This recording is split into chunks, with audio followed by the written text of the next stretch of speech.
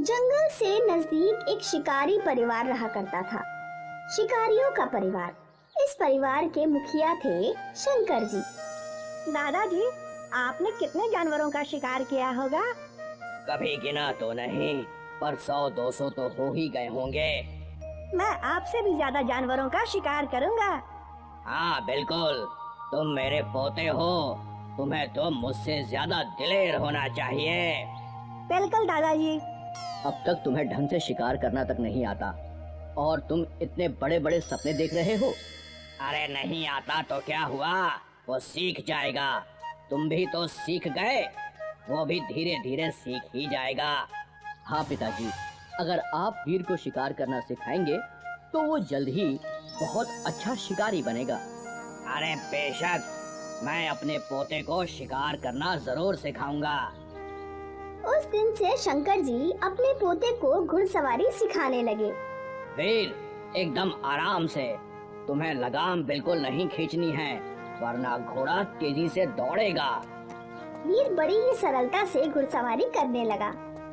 देखिए दादाजी, मैं कितनी अच्छी घुड़सवारी कर रहा हूँ। बहुत अच्छे मेरे बेटे, तू तो अपने बाप से भी तेज है।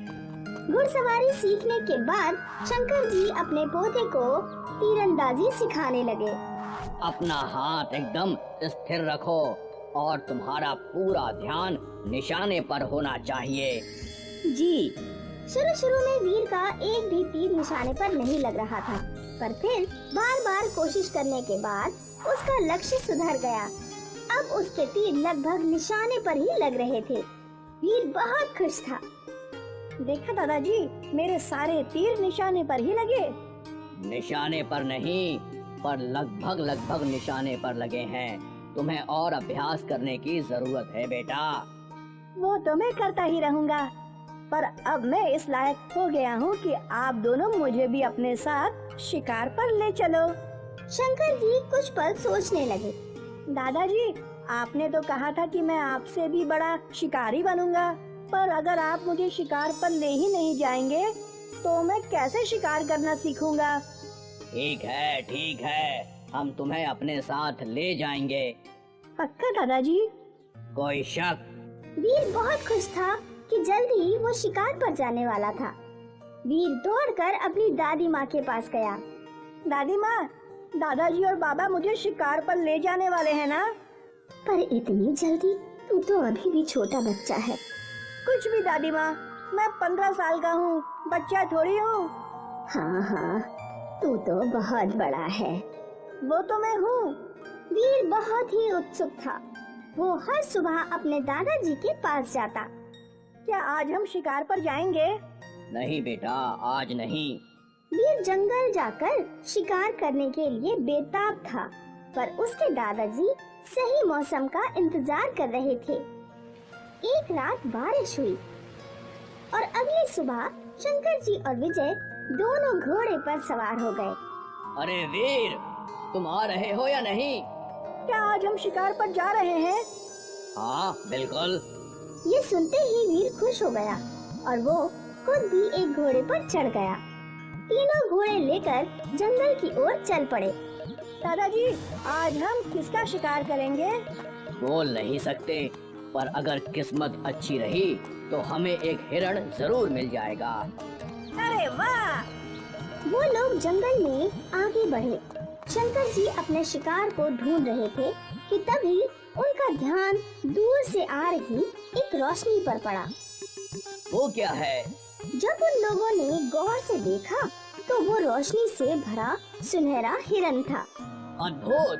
मैंने जिंदगी में कभी ऐसा सुनहरा हिरन देखा ही नहीं। इसमें देखना क्या है, चलिए इसका शिकार करते हैं। वो सुनहरा हिरन भी दौड़ने लगा।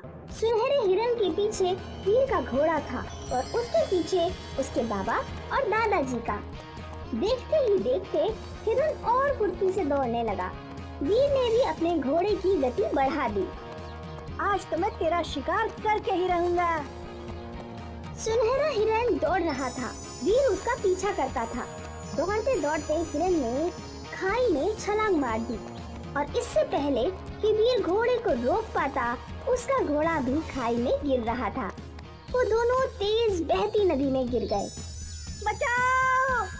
वो सुनहरा हिरन जादू से उड़ने लगा और नदी के उस पार खड़ा हो गया। बचाओ दादाजी! बाबा मुझे बचाओ! वीर के बाबा और दादाजी वहाँ पहुँचे। नदी का बहाव बहुत तेज है, पर वीर कुछ सोचो विजय, जल्दी सोचो। वीर के बाबा और दादाजी सोच रहे थे कि तभी वो सुनहरा हिरन पानी में उतरा। नदी का बहाव काफी तेज था, पर हिरन बड़े ही सरलता से उसमें तैरता हुआ वीर के पास पहुंचा। वीर ने हिरन की गर्दन पकड़ ली। तैरते हुए वीर को उसके बाबा और दादाजी के पास ले गया। वीर वीर! वीर बेहोश था। विजय ने वीर को जगाने की बहुत कोशिश की। हिरन वापस लौट ही रहा था कि शंकर हिरन के सामने आ गया और उसके सामने झुक गया। धन्यवाद, तुम्हारा बहुत बहुत धन्यवाद। आज तुम्हारी वजह से मेरा पोता जिंदा है। शायद अब तुम्हें जिंदगी की अहमियत पता चल गई होगी। तुमने जिंदगी भर ना जाने कितने जानवरों का शिकार किया होगा, तब तुम्हें उनकी जिंदगी का महत्व नहीं समझा। पर आज जब तुम्हारा पोता मरने वाला था, तब तुम्हें उसकी जान की कीमत समझ आई। चाहे जान इंसान की हो या जानवर की, जान जान होती है और जिंदगी से बहुमूल्य चीज कुछ भी नहीं होती। ना ही जानवरों के नाखून और ना ही उनकी खाल। जानवरों का शिकार करके तुम्हें बस पैसे मिलेंगे, पर उस जानवर को अपनी जिंदगी गंवानी पड़ेगी। मैं समझ गया।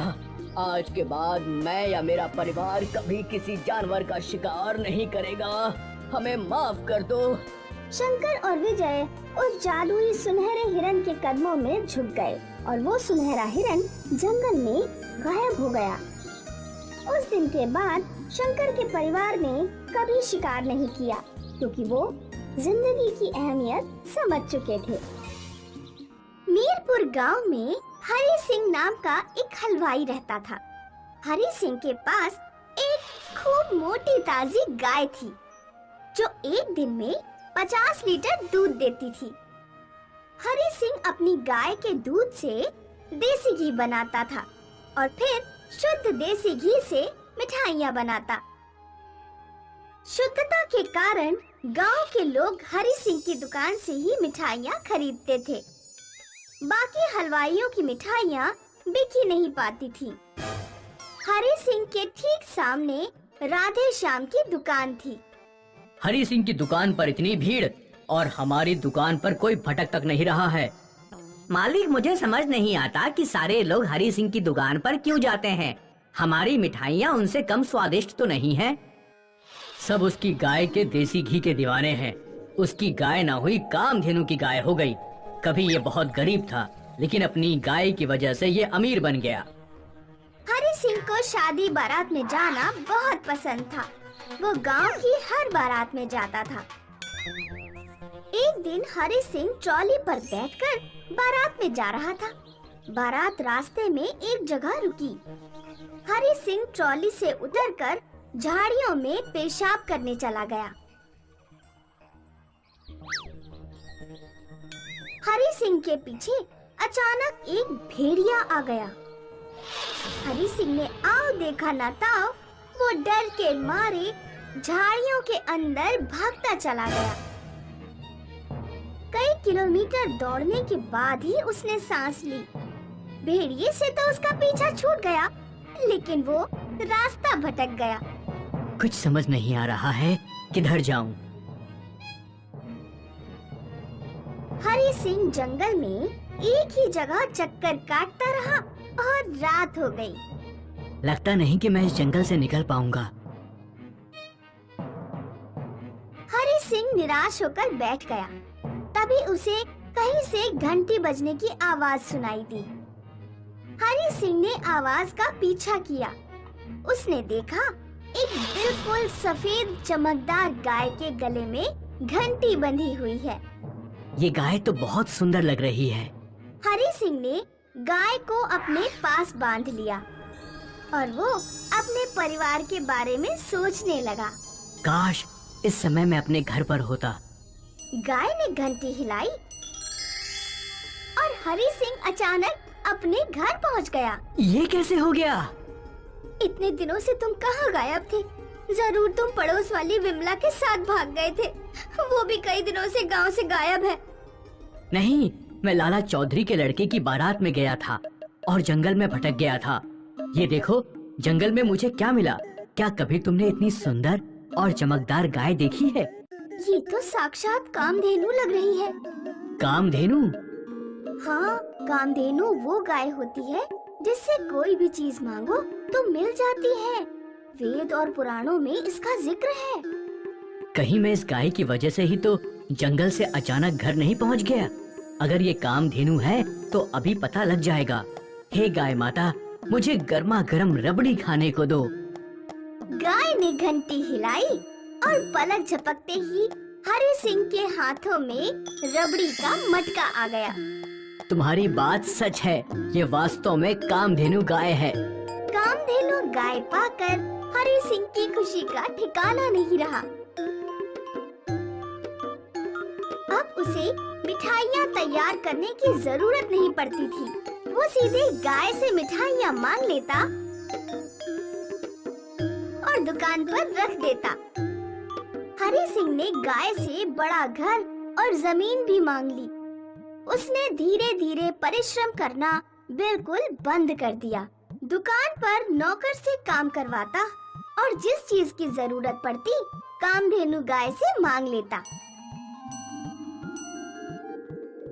एक दिन हरि सिंह की पत्नी उससे बोली, इस तरह बिना परिश्रम किए सुविधा लेते रहना ठीक नहीं। ईश्वर ने हमें कामधेनु गाय इसलिए नहीं दी होगी कि हम बिल्कुल नाकारा और निकम्मे हो जाएं। तुम्हें परिश्रम करना है तो करो। कामधेनु गाय के होते भला मैं परिश्रम क्यों करूं? हरि सिंह ने अपनी पुरानी गाय का ख्याल रखना बिल्कुल छोड़ दिया था। उसका ख्याल न रखने के कारण वो गाय कमजोर पड़ने लगी। एक दिन राधे श्याम हरि सिंह के घर गया और उसने पुरानी गाय खरीदने को कहा। तुम्हें जो पैसे देने हो दे दो, वैसे भी अब पुरानी गाय का कोई काम नहीं है। राधे श्याम ने पुरानी गाय की खूब देखभाल की और उसके घी से मिठाइयाँ बनाकर बेचने लगा। राधे श्याम की कुछ बिक्री शुरू हो गई। उधर हरि सिंह बिना परिश्रम किए सारी सुख सुविधाओं का आनंद ले रहा था। एक दिन अचानक जब हरि सिंह सोकर उठा तो उसने खुद को पुराने घर में पाया। वो बाहर गया। कामधेनु गाय उसके आंगन से गायब थी। रुक्मणी, हमारी गाय कहाँ चली गई? और हमारा घर पहले जैसे पुराना कैसे हो गया? मैं भी सुबह से गाय को ही ढूंढ रही हूँ। दुकान की सारी मिठाइयाँ भी गायब हो चुकी हैं। मुझे जिसका डर था वही हुआ। तुमने परिश्रम करना छोड़ दिया था, इसीलिए कामधेनु गाय हमारे पास से चली गई। हे भगवान, ये तो अनर्थ हो गया। हरि सिंह जोर जोर से रोने लगा और चिल्ला चिल्ला कर माफी मांगने लगा। हे भगवान, कामधेनु गाय वापस दे दो। अब मैं रोजाना परिश्रम करूंगा, ऐसे नकारा नहीं बैठा रहूंगा। उधर जब राधे श्याम को पता लगा कि हरि सिंह की कामधेनु गाय गायब हो गई है तो वो बहुत खुश हुआ। राधे श्याम अपने नौकर से बोला, अब हरि सिंह अपनी दुकान तो नहीं लगा पाएगा, इसलिए हम अपनी मिठाई में खूब मिलावट कर सकते हैं। आज से शुद्ध देसी घी की मिठाई बंद, नकली देसी घी की मिठाइयाँ बनाना शुरू करो। राधे श्याम ने मिलावट करके अंधी कमाई करना शुरू कर दी।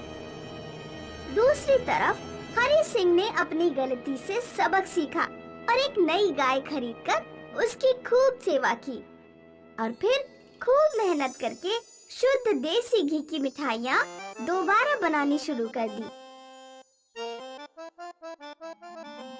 धीरे धीरे ग्राहक हरि सिंह की दुकान पर दोबारा लौटने लगे। उन्हें हरि सिंह की शुद्ध मिठाई और राधे श्याम की मिलावट भरी मिठाई का फर्क पता लग गया। राधे श्याम की बिक्री फिर से कम हो गई और हरि सिंह का धंधा फिर से अच्छा चलने लगा। लगता है भगवान हमें ये सबक सिखाना चाहते थे कि ईमानदार परिश्रम ही हमारी असली कामधेनु गाय है। अगर ईमानदारी से परिश्रम किया जाए तो देर सवेर इच्छित वस्तु को प्राप्त किया जा सकता है।